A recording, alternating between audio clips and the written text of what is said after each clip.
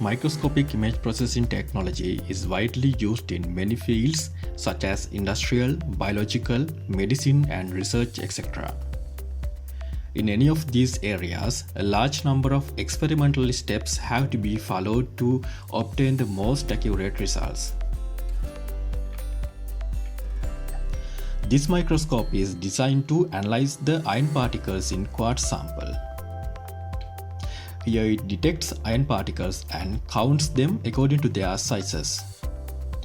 Experiments have shown that the results of this microscope is about 90% accurate. This microscope is powered by a quad-core ARM A57 CPU. In addition to that, there is a 128-core graphical processing unit. Not only can quartz be tested, but it can also successfully perform any type of particle detection analysis.